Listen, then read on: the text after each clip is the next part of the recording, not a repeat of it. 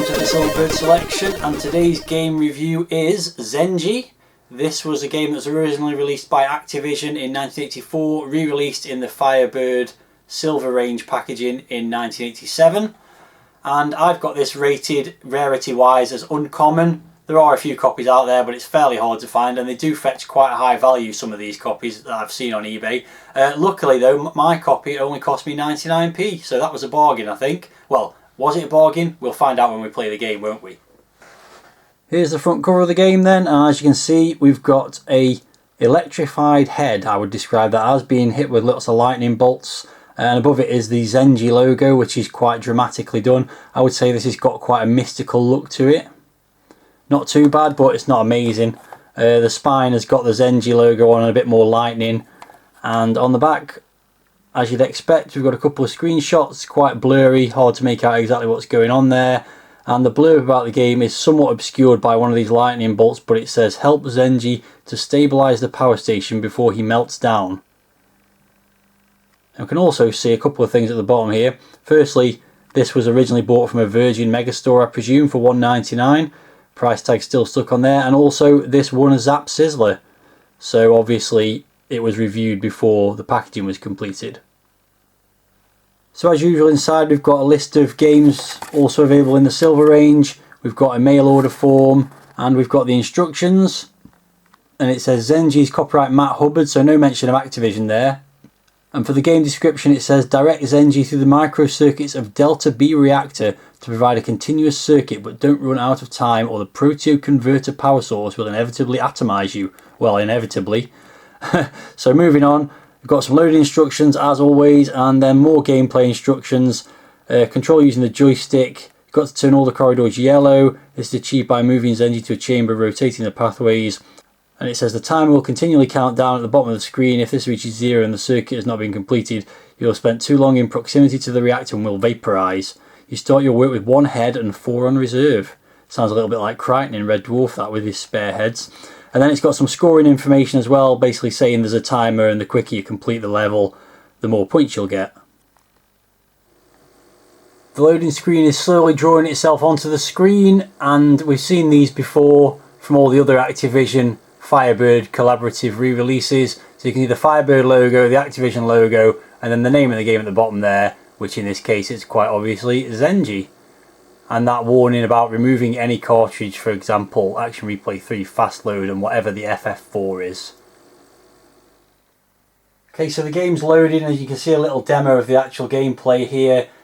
Across the bottom of the screen it's scrolling the name of the game, the person that's ported it over to the Commodore 64, I think it's fair to say, adapted by Adam Belling, and also the copyright 1984 Activision. It doesn't actually say the original author's name, which was on the instructions. And it's got some instructions here about how to play the game. So basically you've got to rotate these pieces to create a maze where the whole path is filled in green, avoiding enemies on later levels as well. We'll see another demo of that in a second. That's completely at odds with the instructions in the packaging, which said it was you had to fill everything in yellow. So that was confusing because there is yellow stuff in the background as well. Yeah, so it's not got any music or sound on the title screen, but it has got this rolling demo of how to play and also a high score table, so very much like an arcade game. So let's get started with the game, and you do that by pressing F1, which again wasn't mentioned in the instructions. I've just worked that out from the fact that that's how you start a lot of Activision games basically from this era. Pressing F3, by the way, changes the game mode, and there is a 2-player option and I think some different maze arrangements as well. Okay, so we're in game now and you get some music. So you control this head that's moving around. It's pretty simple to start off with. So you can collect these things with numbers on for some bonus points. You get 100 times whatever number it is. And the idea is simply to rotate the maze to get everything lit up green. So you can see as you move it around this piece here, which is the central sort of reactor, you'll get a different configuration of things lit up. Do this one quite quickly actually, almost. Oh, I've run out of time. I said I do that quite quickly. I didn't. I should have been able to, but I was messing around talking, wasn't I?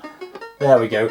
So there's usually more than one way to solve the maze, but that one's fairly straightforward despite me losing a life. You only get 30 seconds to do the first couple of mazes, so you can't really mess around talking, which is exactly what I did. And I paid the price for that. So where should I go now? Let's go. Oh, I think I have to go all the way back actually. So yeah, you've got to rotate the pieces to light everything up, and there we go, I've done it in that case. That was nice and easy, as the first one should have been.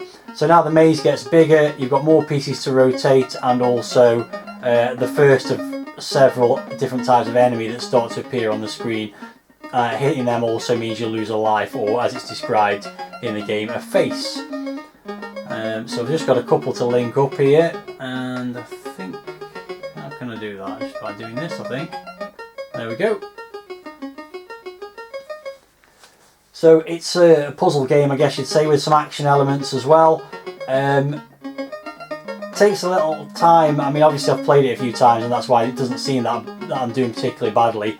But it does take a bit of time to get used to the concept of rotating these pieces, which, by the way, you do by holding the fire button down and pushing either left or right. When the enemies come in, you do have to wait around a bit, which is a bit strange. There we go, that's another one done. It does get more difficult.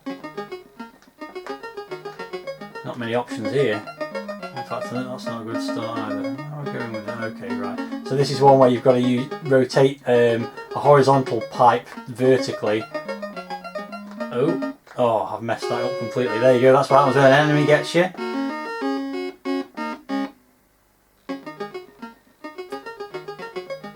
And as I said, this is a problem because the enemies tend to like hover around where you are. Let's go this way instead actually. This might make life a little bit easier. Well, maybe not. I'm finding this one a little bit tricky at the moment. There's not many pieces joining to each other. Okay, we can do this here. There we go. Also do that there. Now what? Sometimes you have to rotate a piece and sort of map the pathway. Yeah, this is proving to be quite hard, and I can't quite suss it out at the moment. Where do I go? Okay, that links all that together. Oh, that's looking more promising, but I'm almost out of time. I need to probably put that way. Yeah, I'm going to run out of time here. This thing's just hovering around in that section where I've blocked it off, and that's going to be a problem. Hopefully when we restart that won't be stuck there. No, it's not. That's good news, because I don't think there's any way to solve this otherwise. So there we go, that's the green bits all lined up there. This is going to be quite hard. So it goes from being just a puzzle game to like a bit of a sort of maze style arcade game, I suppose you might say. Okay, we must be getting close now. There we go. So you can see the difficulty does ramp up fairly quickly. At the end of each stage, by the way, any remaining time is counted down, added to your score, and you also seem to get some points for each of the different blocks within the maze, which is a bit strange because it's always going to be the same number of points if you're doing that. Oh dear. Right, where am I going next here? Sometimes it's hard to spot where you need to go, but it's got to be over here somewhere. You need to be able to connect to those bits there, but you can see there's a enemy just sat there, so maybe I need to create somewhere for that to go just to make things a little bit easier for myself. That's not going to work though. Okay, that'll work better. And then if we go like that, and then like that, then at least this thing can move a bit further away. And actually that's kind of unlocked most of that half of the maze now, and maybe I can just do this. And there we go.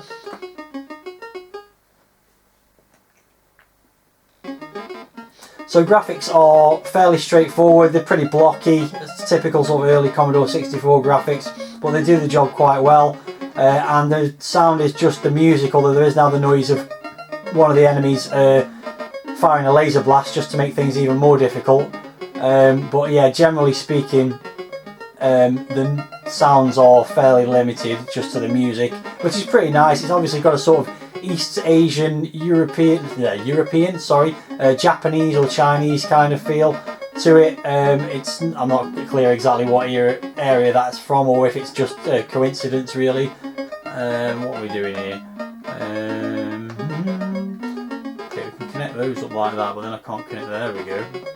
Is that it? Yeah, there we go. So yeah, the music is quite sort of East Asian sounding, like I said, and the gameplay is sort of got that sort of Japanesey kind of, some kind of mind puzzle thing going on possibly as well. So it's quite nice. The sound's not outstanding, and nor are the graphics, but they do the job quite nicely within the context of the game. Not sure what I've done wrong here. Probably need to link that up there. And overall it's quite an addictive puzzle. It does take a couple of goes to sort of get to grips with what you're actually supposed to be doing and how you rotate the pieces, but it soon kind of clicks, and then it becomes a lot more fun as a result of things clicking, I guess you'd say. We're getting closer again. It's not entirely clear what I'm doing here at the moment. I'm running out of time again. The time limit does start to increase eventually. What am I doing here? I can't work out how to connect those together. I know where I need to go, but I can't get over there because there's an enemy in the way. And that probably does add a little bit more difficulty than you actually need. You've already got a time limit and solving the puzzle. Not really sure you need enemies firing at you as well. That seems a little bit harsh perhaps. Oh, hang on, I can see how to do this now. I just need to get there. That's it. That's another one solved.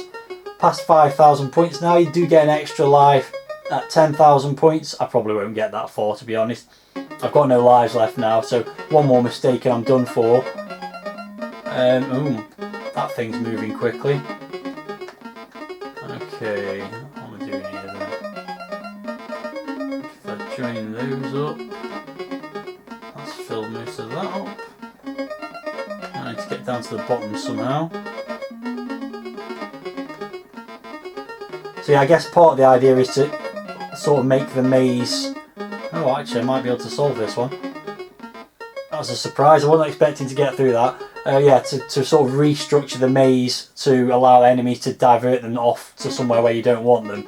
But that's quite a big ask, whilst also trying to do all the other things in the game. But I have got better at it every time I've played it, so I'm sure that might continue if I played it more. I'm obviously not going to play it again for the purposes of this video. But yeah, overall it's quite a good game. Not really got any complaints about it, other than perhaps... Oh, solved another one. I'm on a roll here. I might be getting close to an extra life here now. Oh, very close. I just need 110 points. But unfortunately, you don't really get a lot of points until the end of a stage, so I really need to solve this stage to get more points, I would imagine. Where am I going next then? All those enemies are over that side, so that's handy. I'll move that there. Very close to completing this one as well by the looks of it. Except I can't quite work out how at the moment. Where should I be going? Okay, let's go over here.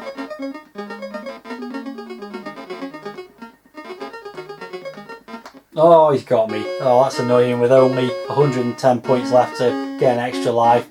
Well, that's actually the best I've done in the game. I had a few playthroughs before loading it up for this review. So yeah, got my name in the high score table, which wasn't difficult given that every entry in the high score table was 0 points. But yeah, it's a good sort of arcade puzzle type game. Not really any major complaints about any aspect of it, except maybe that difficulty level ramping up a little bit quickly.